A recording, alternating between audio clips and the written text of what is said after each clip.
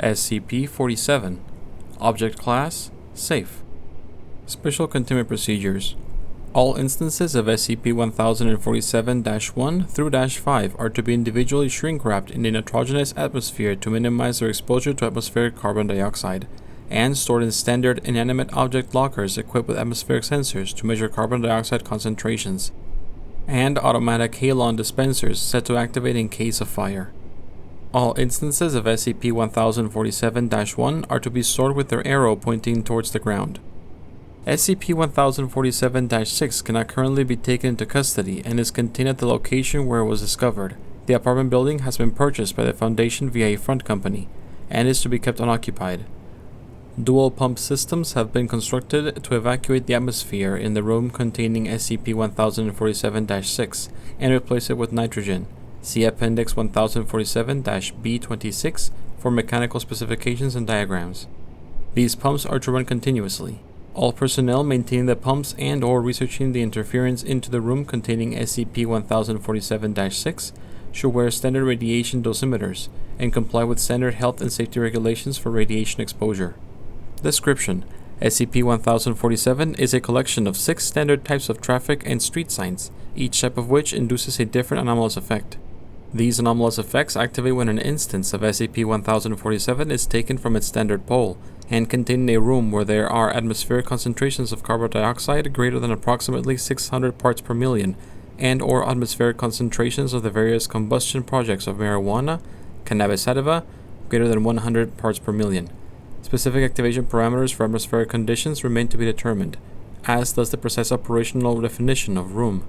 In all situations, these properties do not extend beyond the walls of the room in question, and can be interrupted by opening a door or window from the outside to promote gas exchange.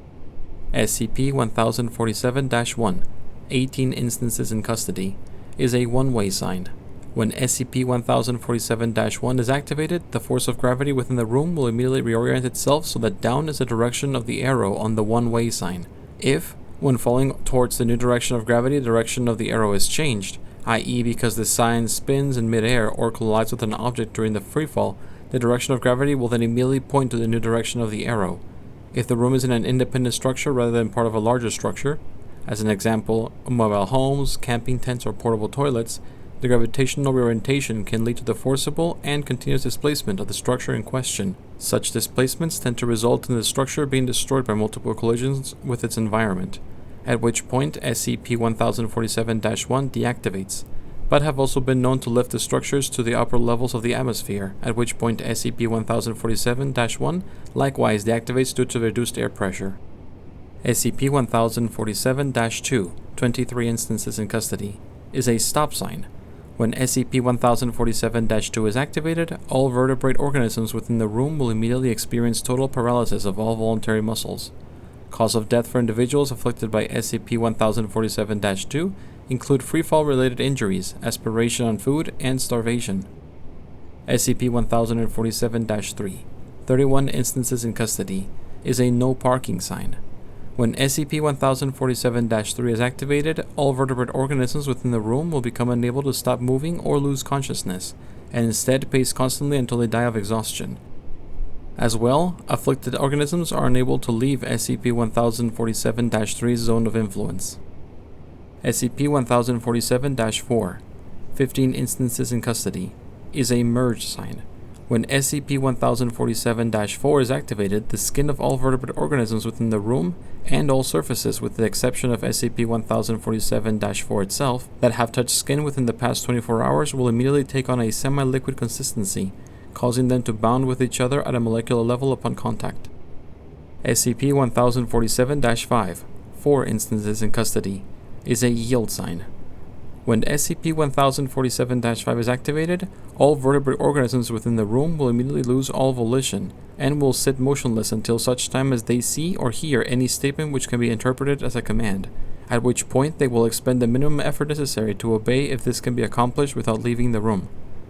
Note: although it can reasonably be assumed that SCP-1047-5's effects apply to all vertebrate organisms, the obedience effect has only been tested on humans and on trained mammals.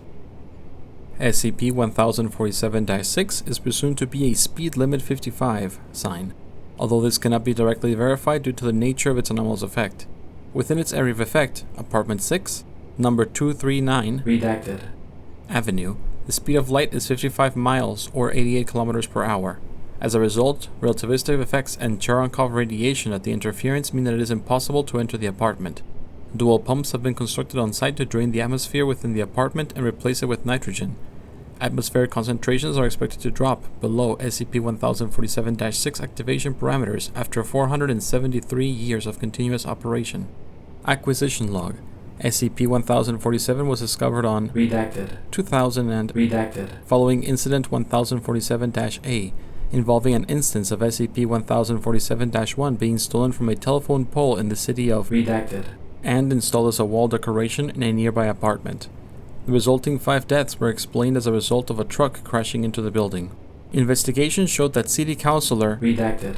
had recently spoken out against an increase in the street sign thefts and had claimed that all sign thieves should get what they deserve. When approached by the Foundation for an interview, Councilor Redacted. immediately committed suicide. A second council member died of a cerebral hemorrhage at the same time, as did 2 employees of the city's Department of Infrastructure.